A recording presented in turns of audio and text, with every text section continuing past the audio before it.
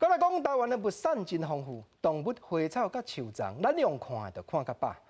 嘉在出名推动念歌的艺术家周定邦，有栽培后生周俊廷，读到生物学的硕士。这个少年家娶某生囝了后，牵手甲句仔少咧，有的写歌，有的画图，创作出一本用台语所讲的画本，教幼囡仔了解动物甲大自然。头壳一粒珠，行路倒体女。囡仔兄和妈妈同齐唱这条号做《倒体句》的囡仔歌，掀开这本囡仔册，对森林、河川、青山到青海所有会出现的动物和汤拖，大部分拢收伫咧内底。对平常时就爱爬山、爱掠汤拖、佮爱讲台语的囡仔来讲，这本生态动物的台语册有一个因上喜意的所在。因为阮兜惯势看全路的，嘿。所以哇，伊这就是有四角梨，嘛有罗马梨，有对阿定有去看过、掠过、有讲过的。即摆拄顶悬嘛有呢，佫有画图出来，伊就完全有法度去连接。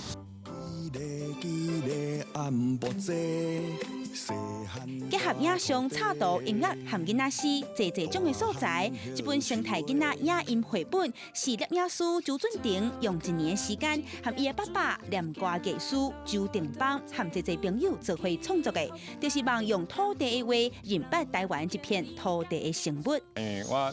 读生物的，来个走去拍片，爸爸佫是做台语研究的。我甲阮某的小弟小妹拢做音乐的，拄好佫有拄着朋友会晓画图，所以就甲全部的人拢甲捡起来。其实这个囡仔因拢知影这个动物在创啥，真倒是大人爱甲因做伙看、做伙学，因较有法度对着囡仔的程度。